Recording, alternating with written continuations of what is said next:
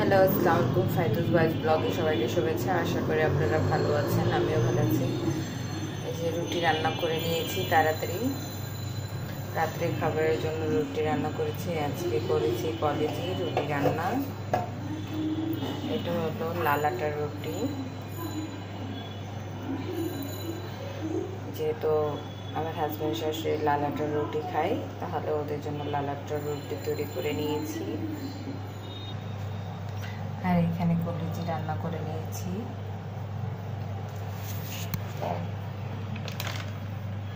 কি সুন্দর কালার আসছে, মাশাআল্লাহ মাশাআল্লাহ কালার এসেছে, দেখতে পাচ্ছি। আজকে রাত্রের জন্য কলেজি রুটি এটাই রান্না করা হয়েছে। আর আমরা সবাই কিছুটা হলেও পরোটাটা আগে তৈরি করে রেখে দেই, সংরক্ষণ করে রাখি।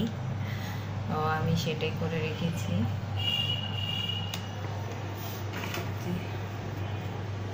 একটা ব্যাগে করে সুন্দর করে পলিতে করে ব্যাগে করে আমি যে রেখে দিয়েছিলাম।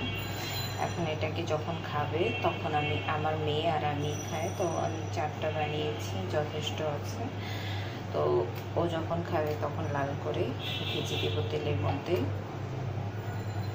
তো রাত্রের প্রসেসিং সব শেষ, রান্না করা শেষ। এখন সময় হবে যখন, তখন ওদেরকে আবার খাবার দিতে হবে। এই তো আমার রান্না।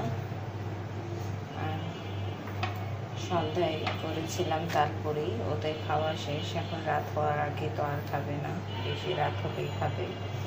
এখন তো 10টা বাজে, তো আমার রান্না করা শেষ। আমি সন্ধ্যায় এইসব তৈরি করে রেখেছিলাম। আর এখানে কলেজে রান্না করেছিলাম। আজকে ওদের কলেজে খাওয়ার ইচ্ছে ছিল, তো যেহেতু আমি অসুস্থ এখন কয়েকদিন ধরে, তো ভালো করে কিছু করতে পারি না, তো মাঝে মাঝে ইচ্ছে করে ওদের জন্য কিছু করে দিই। তো একটু অসুস্থ শরীর নিয়েও করতে বসি।